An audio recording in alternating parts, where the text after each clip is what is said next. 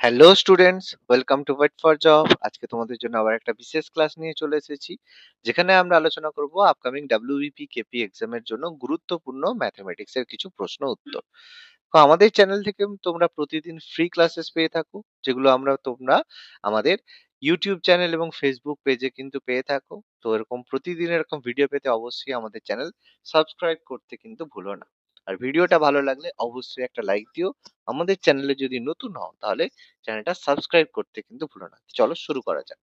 প্রথম প্রশ্ন কি বলেছে, সরল সুদে বার্ষিক 5% হারে বিনিয়োগ করা একটি অর্থের মূল্য 22.5% বৃদ্ধি পেতে কত সময় লাগবে, মানে কত মাস সময় লাগবে। দেখো, ভীষণ সহজ একটা প্রশ্ন, কিন্তু একটু কেয়ারফুলি আমাদের করতে হবে। কিরকম? বছরে বার্ষিক 5% হারে বিনিয়োগ করতে হবে, কত সময় লাগবে, তাহলে 22.5% বৃদ্ধি পাবে। দেখো, খুব সিম্পল, আমরা একটা ফর্মুলার মতো ব্যবহার করব, যে এই যে 5% রয়েছে তার সঙ্গে সময়টা আমরা গুণ করব, কারণ এই সময়ে বাড়ছে, তাহলে সেটা কততে পৌঁছাবে, সেটা 22.5% গিয়ে পৌঁছবে। তাহলে সিম্পলি আমরা এখান থেকে সময়টা ক্যালকুলেট করে নেব। তাহলে কত সময় লাগছে, দেখো 22.5 কে আমরা 5 দিয়ে ভাগ করব, তাহলে কত হচ্ছে, দেখো আমরা কাটাকাটি করছি, দশমিকটা তুলে দেওয়ার জন্য, নিচে হলো শূন্য, ইন্টু 10 আমরা করলাম, তাহলে এখানে 5, 5 4 20, 5 5 25, 45/5 মানে 4.5।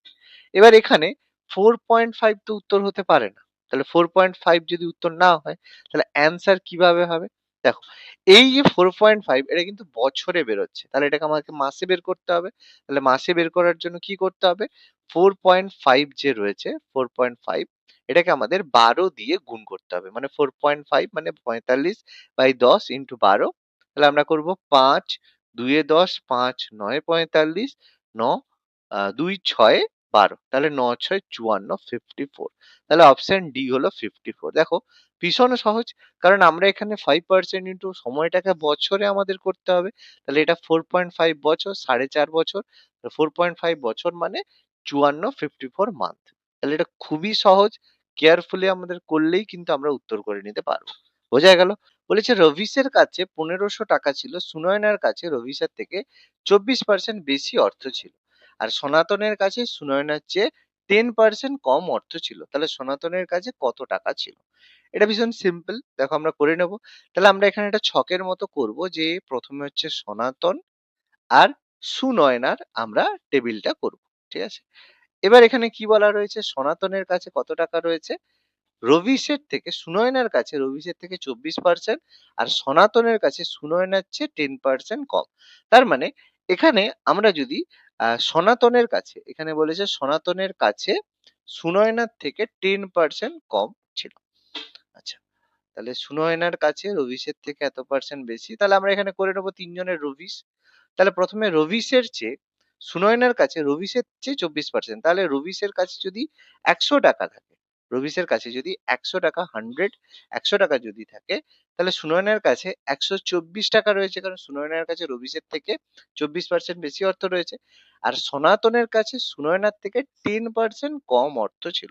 তার মানে 124 টাকা 10% কম, মানে 90/100 আমরা যদি গুণ করি তাহলেই হবে।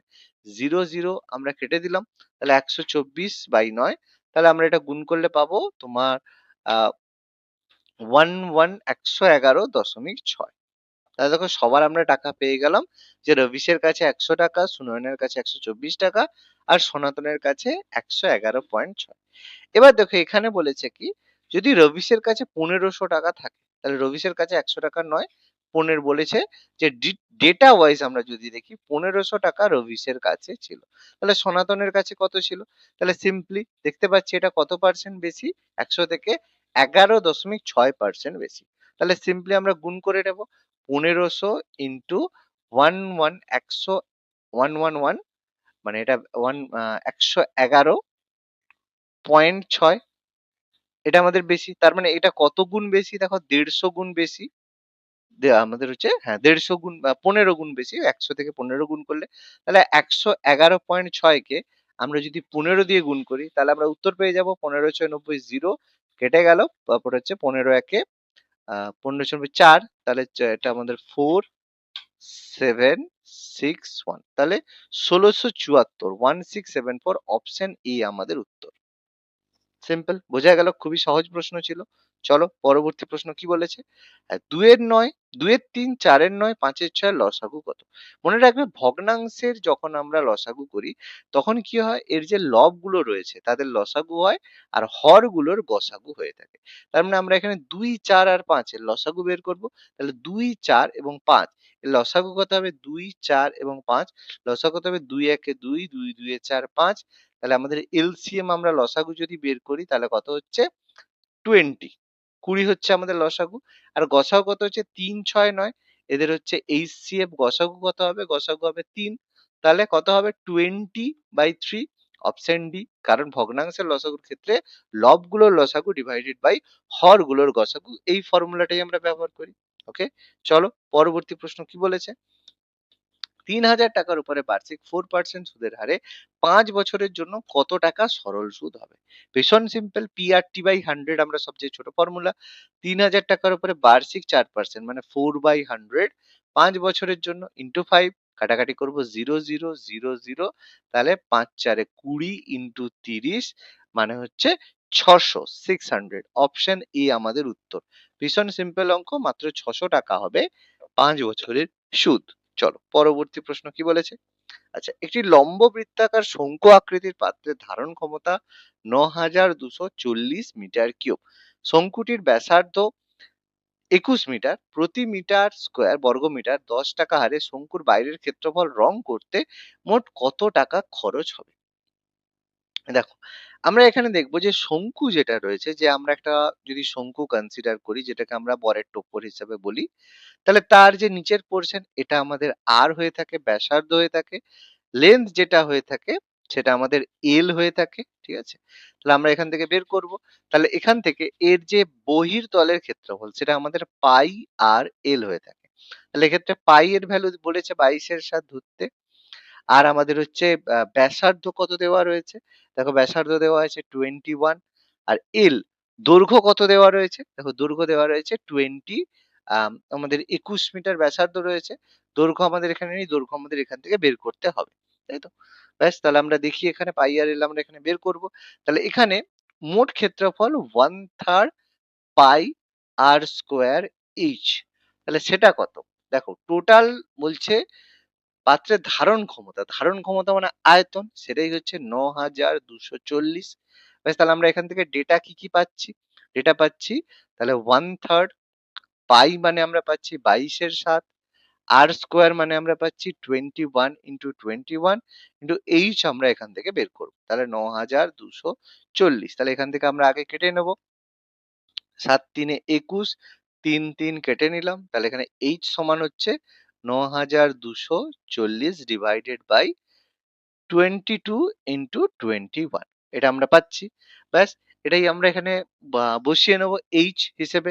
তাহলে পাই আর এল, এল আমরা এখান থেকে বের করব। তাহলে কাটাকাটি আমরা যদি করি 21, তাহলে আমরা এখানে 21 22, তাহলে 2 11, তাহলে 2 4 এ 8, 2 6 এ 12, 2 2 এ 4 0, 11, 11 4 এ 44, 11 2 এ 22, 0, 21 2 এ 20, তাহলে এইচ হচ্ছে 20।